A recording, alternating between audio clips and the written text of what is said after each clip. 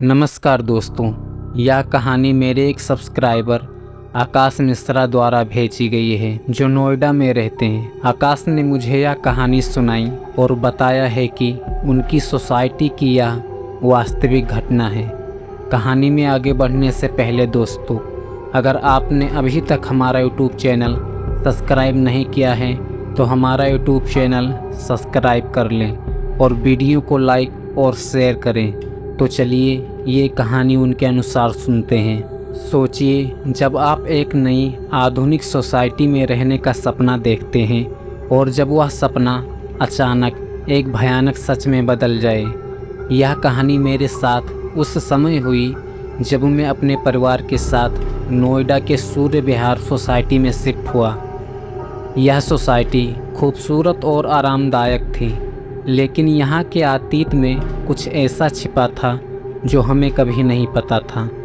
हमारी खुशियों की शुरुआत उस दिन हुई जब हम यहाँ शिफ्ट हुए। सुंदर बाग, पार्क और चारों ओर हरियाली देखकर हमें लगा कि हमने सही चुनाव किया है। लेकिन जैसे जैसे दिन बीतते गए, हमारी खुशियों पर अजीब परछाइयाँ मंडराने लगी। रात में अजीब अजीब आवाज़ें सुनाई देने लगी। कभी कभी खिड़कियों के पास हलचल होती और जब हम देखने जाते तो वहाँ कोई नहीं होता। एक रात मेरी पत्नी सुमन ने मुझे जगाया और कहा कि दरवाजे पर कोई खटखटा रहा है। मैं बाहर गया लेकिन कोई नहीं था। इसे हमने बस एक सामान्य घटना मान लिया। कुछ दिनों बाद मैंने देखा कि हमारे पड़ोसी मित्तल जी रात में बालकनी में अकेले खड़े होकर किसी से बातें कर रहे थे, लेकिन वे डरे हुए लग रहे थे। एक अन्य पड़ोसी गुप्ता जी, जो हमेशा हंसते मुस्कुराते रहते थे, अचानक से चुप हो गए। उनके घर से रात को चीखने की आवाज़ आने लगी। धीरे धीरे हमें एहसास हुआ कि हम किसी अज्ञात शक्ति के प्रभाव में हैं। हमारे छोटे बेटे रोहन के खिलौने अपने आप हिलने लगे और दीवारों पर अजीब सी छाएं बनने लगी। एक रात मैंने पार्क में एक काला साया देखा जो किसी को अपनी ओर खींच रहा था। सुमन ने सोसाइटी की पुराने चौकीदार से बात की।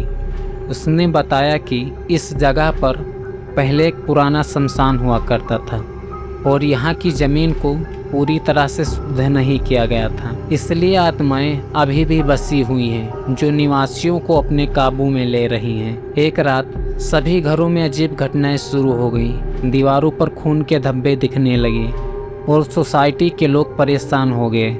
हमारे बेटे रोहन की अचानक गुमशुदगी ने हमें और परेशान कर दिया। एक रात जब हम उसे ढूंढने निकले तो हमें पार्क में वही काला साया दिखाई दिया। मैंने हिम्मत जुटाकर उसकी ओर दौड़ लगाई, लेकिन वह हवा में बदल गया और गायब हो गया। उस रात के बाद सोसाइटी खाली होने लगी। हम सभी ने वहां से भागना शुरू कर दिया, लेकिन मैंने यह महसूस किया कि हम कहीं और जाकर भी चैन से नहीं रह पाएंगे। साईं ने हमें हमेशा के लिए बांध लिया था। आज सूर्य विहार एक खंडहर में बदल चुका है और कोई भी वहां जाने की हिम्मत नहीं करता।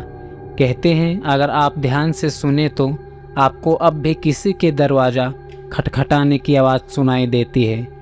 तो फ्रेंड्स, कहानी कैसी लगी कमेंट में बताएं और अगर आप हमारे चैनल पर नए हैं तो चैनल को सब्सक्राइब करना ना भूलें, ताकि आपको रोज़ाना ऐसी ही हॉरर कहानी सुनने को मिले। तो चलिए फ्रेंड्स, मिलते हैं फिर एक नई हॉरर स्टोरी के साथ।